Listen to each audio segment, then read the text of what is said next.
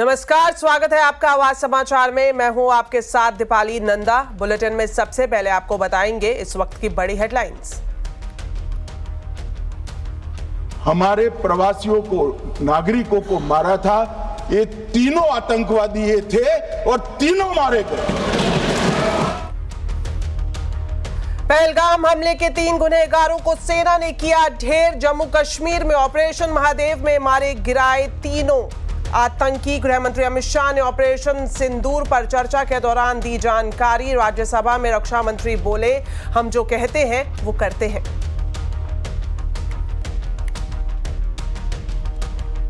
हम लोग वो हैं जो कहते हैं वो करते हैं, यही हमारा चरित्र है। अखिलेश यादव ने ऑपरेशन महादेव के एनकाउंटर पर उठाए सवाल। पूछा, मुठभेड़ आखिर कल ही क्यों? प्रियंका गांधी बोली, सरकार अगर श्रेय लेती है तो उसे पहलगाम हमले की जिम्मेदारी भी लेनी होगी।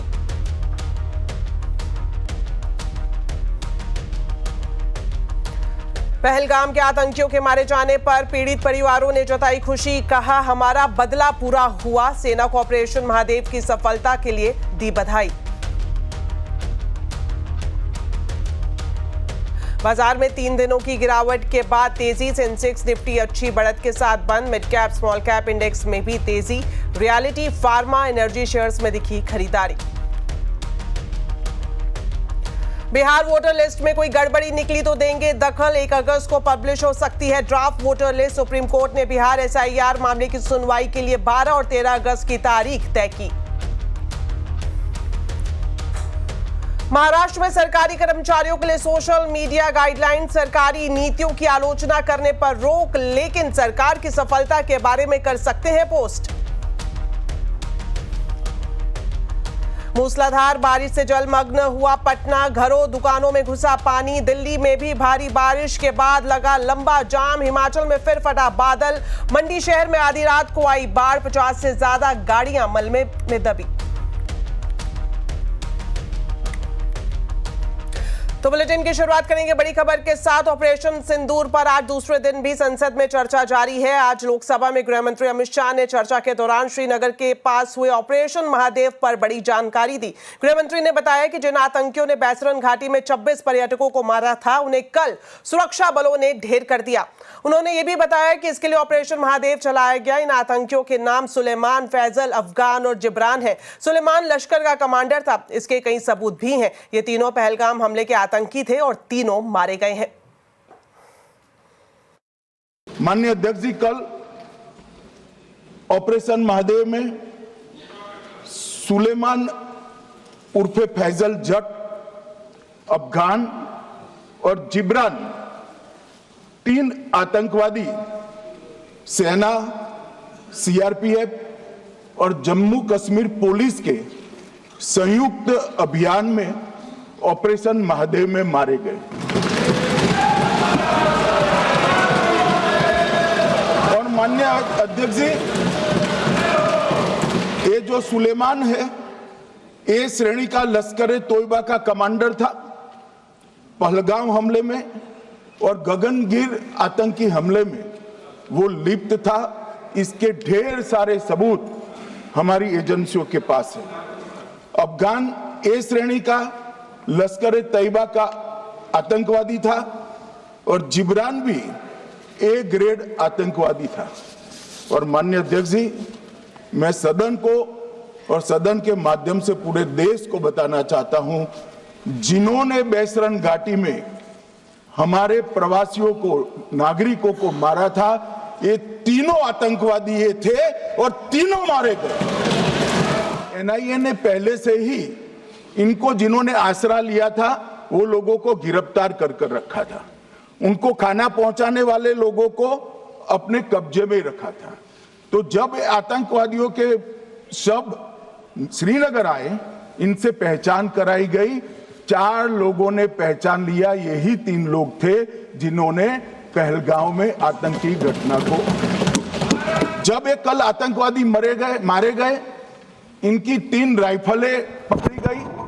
एक M9 अमेरिकन राइफल थी और 2 AK-47 राइफल थी। जो कारतूस मिले थे वो भी M9 और AK-47 के भी थे, मगर हमने इससे भी संतोष नहीं माना।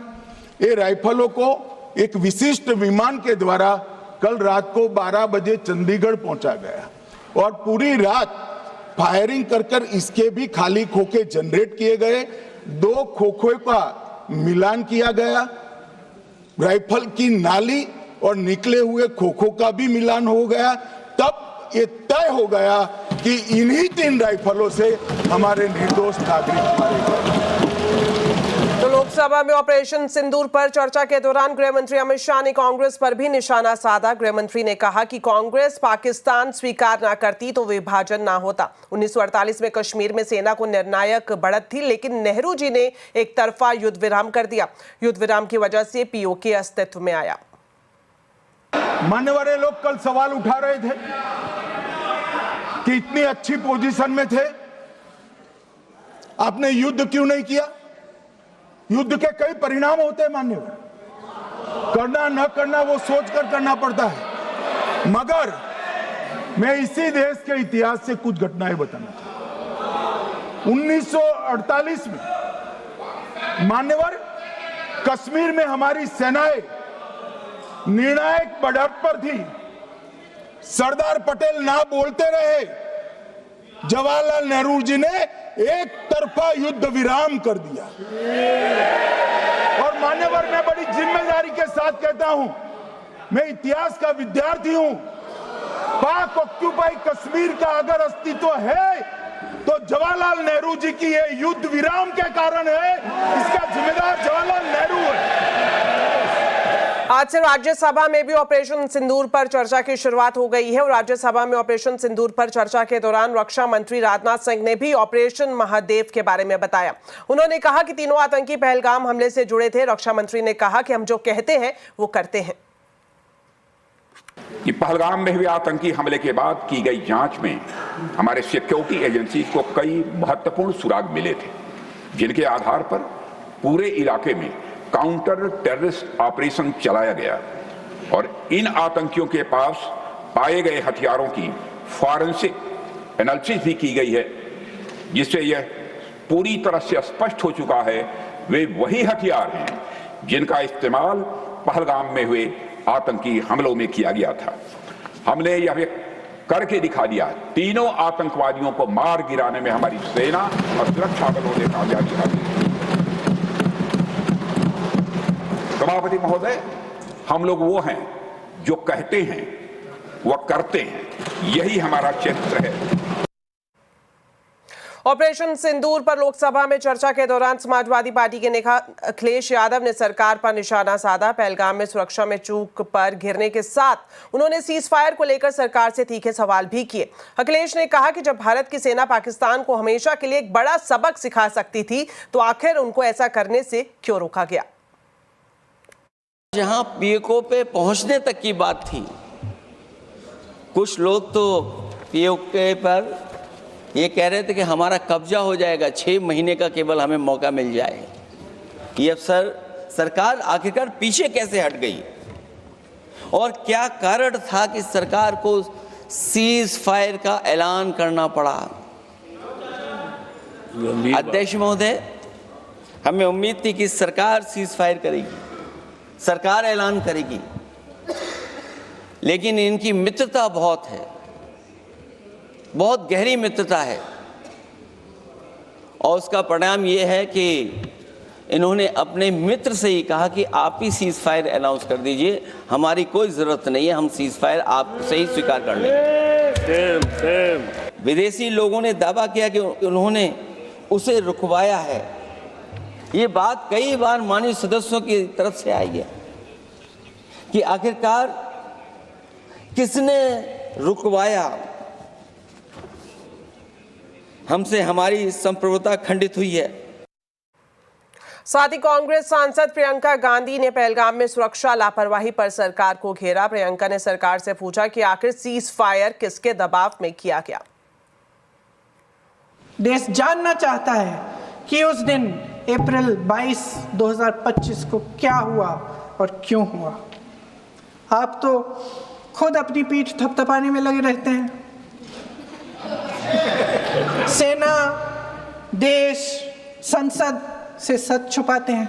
देश के इतिहास में यह पहली बार हुआ कि जंग होते होते ही रुक गई है जी। और इस रुकावट का ऐलान हमारी सरकार, हमारी सेना नहीं करती, अमेरिका के प्रेसिडेंट करते हैं, अमेरिका के राष्ट्रपति करते हैं। ये हमारे प्रधानमंत्री महोदय की गैर जिम्मेदारी का सबसे बड़ा प्रतीक है। आज गृह मंत्री जी ने इस बात पर उल्लेख किया। उन्होंने कहा, उनके शब्दों में उन्होंने कहा कि पाकिस्तान के पास शरण में आने के बजाय कोई चारा ही नहीं था। आपने शरण दिया क्यों? वो आते हैं आपके देश के अंदर, लोगों को मार डालते हैं और आप उनको शरण दे रहे हैं। क्यों दिया शरण? इसका जवाब क्यों नहीं दिया एक भी भाषण में? जैसे ये बात उठी, शरण की बात की, हमारे गृह मंत्री जी ने इतिहास में चले गए। नेहरू ने क्या किया, इंदिरा गांधी ने क्या किया, यहां तक कि मेरी मां के आंसुओं तक चले गए। लेकिन इस सवाल का जवाब नहीं दिया कि ये सीज फायर हुआ क्यों, ये जंग रुका क्यों, और तब क्यों रुका जब दुश्मन के पास कोई चारा नहीं था हमारे श्रेय में आने के बजाय। क्यों रुका ये जंग? इसका जवाब नहीं दिया। तो आज आवाज अड्डा में हम इसी पर ही खास चर्चा करेंगे। ऑपरेशन सिंदूर, संसद में संग्राम, जरूर देखिए 7:57 पर। अब बात करते हैं शेयर बाजार की। आखिरकार बाजार की 3 दिनों की गिरावट पर ब्रेक लग गया। आज के बाजार में सेंसेक्स निफ्टी हरे निशान पर बंद हुए। सेंसेक्स 447 पॉइंट चढ़कर 81,338 पर और निफ्टी 140 पॉइंट चढ़कर 24,821 पर बंद हुआ। बीएसई के सभी सेक्टर इंडेक्स बढ़त पर बंद हुए, तो वहीं mid cap small cap index में भी खरीदारी देखने को मिली। स्टॉक स्पेसिफिक बात करें तो रियलिटी, फार्मा, एनर्जी शेयर्स में खरीदारी रही, तो वहीं तेल, गैस, मेटल, ऑटो इंडेक्स बढ़त पर बंद हुए। हेलियस इंडिया के सीईओ दिनशॉ ईरानी ने बाजार के आउटलुक पर हमसे खास बातचीत की। इस दौरान दिनशॉ ईरानी ने कहा कि बाजार में बड़ी गिरावट नहीं होगी, बाजार में सिर्फ टाइम करेक्शन की ही आशंका है। एक्चुअली जो अभी जो करेक्शन आप देख रहे हैं वो सारी बैड न्यूज जो है वो आस्ते आस्ते आई थिंक डिस्काउंट हो रही है। एक तो रिजल्ट आपने देख लिया कितने खास नहीं आए, काफी सेक्टरों में डिसअपॉइंटमेंट थे। दूसरा जो है ये हमारी जो ट्रेड डील है, लास्ट टाइम भी हमने डिस्कस किया था, अभी भी हमें लग नहीं रहा, पता नहीं 1 अगस्त का जो डेडलाइन है शायद हम वहां पे तक नहीं पहुंच सके, क्योंकि हमारी तरफ से ही काफी अड़चने हैं और राइटली सो, क्योंकि हमें चाहिए नहीं कि जेनेटिकली मॉडिफाइड क्रॉप्स हमारे यहाँ है या हमारा एग्री सेक्टर ओपन अप हो जाए। तो ये सब जो डिसअपॉइंटमेंट है वो शायद आस्ते आस्ते करके डिस्काउंटिंग हो रही है मार्केट में उसकी। लेकिन बहरहाल मुझे लगता नहीं है कि इतना बड़ा कोई डीप करेक्शन आपको दिखेगा।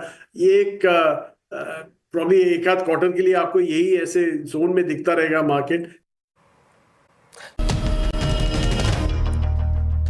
ब्रेक के बाद आपका स्वागत है। अब खबर महाराष्ट्र से, जहां सरकार ने सरकारी कर्मचारियों के लिए सोशल मीडिया गाइडलाइंस जारी की हैं, जिसमें कहा गया है कि सरकारी कर्मचारी सरकार की तारीफ तो कर सकता है लेकिन सरकारी नीतियों की आलोचना नहीं कर सकता। डिटेल्स लेते हैं विवेक गुप्ता से। तो विवेक, ये जो सोशल मीडिया गाइडलाइन सरकार की तरफ से जारी की गई है सरकारी कर्मचारियों के लिए, इसके क्या मायने निकाले जाएं?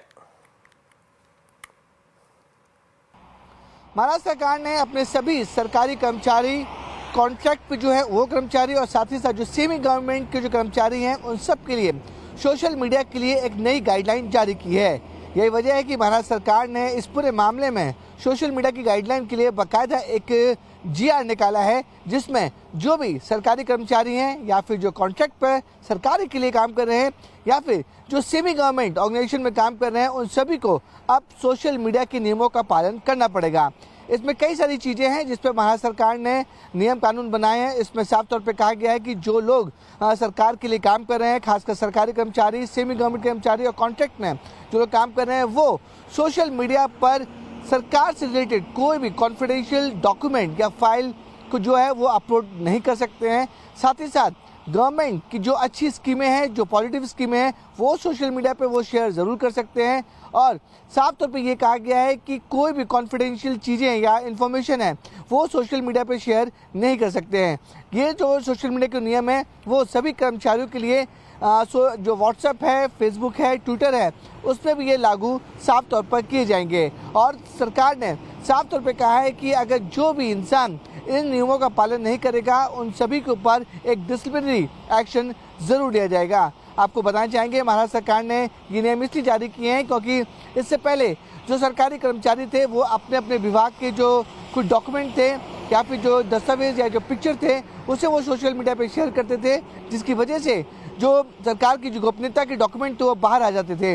यही वजह है कि अब महाराष्ट्र सरकार ने बाकायदा इस पूरे मामले में GR निकाल कर जितने भी सरकारी कर्मचारी हैं उन्हें हिदायत दी है कि सोशल मीडिया में क्या चीज़ अपलोड करनी है और क्या चीज़ अपलोड नहीं करनी है। इसको लेकर ये GR निकाला गया है और साफ तौर पे कहा गया है कि इस GR को जितने भी सरकारी कर्मचारी हैं, चाहे वो कोई भी डिपार्टमेंट में हो, उन सभी कर्मचारियों को सोशल मीडिया के जो नए नियम है उससे फॉलो करना पड़ेगा। जो इस नियम को फॉलो नहीं करेगा उसके ऊपर सरकार डिसिप्लिनरी एक्शन जरूर लेगी। जी, शुक्रिया विवेक इस पूरी जानकारी के लिए। तो आज कंज्यूमर अड्डा में भी हम इसी पर ही खास चर्चा कर रहे हैं कि महाराष्ट्र या किसी भी राज्य या फिर केंद्र सरकार के कर्मचारियों के सोशल मीडिया पर रोक टोक लगाना क्या उचित है। इसी पर ही कंज्यूमर अड्डा में देखिए हमारी खास पेशकश शाम 5:57 पर। चलिए बढ़ते हैं आगे और आपको बता दें कि गुम या चोरी हुए मोबाइल आसानी से मिल सकें, इसके लिए दूरसंचार विभाग ने संचार साथी पोर्टल को स्थानीय भाषाओं में भी लॉन्च कर दिया है। इसके जरिए अब तक 35 लाख मोबाइल्स को सिक्योर किया जा चुका है। टेलीकॉम मंत्री ज्योतिरादित्य सिंधिया ने बताया कि अब तक 15.5 करोड़ नागरिकों ने संचार साथी का इस्तेमाल किया है और 2.25 करोड़ से ज्यादा मोबाइल नंबर बंद भी किए जा चुके हैं। 15.5 करोड़ देश के नागरिकों ने इसका इस्तेमाल किया है और इसी के आधार पर करीब 2.25 करोड़ नंबर को हम लोग ने कैंसिल किए हैं जो व्यक्तिगत प्रावधानों के अतिरिक्त एक्टिवेट हुए थे। इसी के साथ 5 लाख मोबाइल हैंडसेट्स भी ब्लॉक हुए हैं। करीब 25 लाख व्हाट्सएप अकाउंट्स भी डिसंगेज हो चुके हैं। 20,000 bulk SMS senders list blacklist हुए हैं और करीब 35 लाख चुराए हुए मोबाइल को भी सिक्योर किया गया है। अब आप किसी भी स्क्रीन को एक डेस्कटॉप में बदल सकते हैं। रिलायंस जियो ने भारत का पहला cloud based virtual desktop launch किया है। आपको सिर्फ एक स्क्रीन, एक कीबोर्ड और एक माउस चाहिए। इन्हें आपको जियो फाइबर कनेक्शन से जोड़ना होगा और आपका पर्सनल कंप्यूटर तैयार हो जाएगा। इस सर्विस के लिए आपको हर महीने 400 रुपये देने होंगे। ये जो सर्विस है ये पे एज यू गो मॉडल पर आधारित है, मतलब जब तक चाहे इस्तेमाल करें और जब चाहे सब्सक्रिप्शन आप छोड़ सकते हैं। आपको 1 महीने तक का मुफ्त ट्रायल भी मिलेगा। सभी मौजूदा और नए जियो फाइबर और एयर फाइबर ग्राहक इसका इस्तेमाल कर सकते हैं। इस सब्सक्रिप्शन में 512 GB क्लाउड स्टोरेज के साथ साथ सभी प्रमुख AI टूल्स और पॉपुलर एप्लीकेशंस भी शामिल हैं। तो चलिए इसी के साथ फिलहाल इस बुलेटिन में इतना ही। आप खबरों पर अपडेट रहें, CNBC आवाज से जुड़े रहें हमारे सोशल मीडिया हैंडल्स के जरिए। नमस्कार।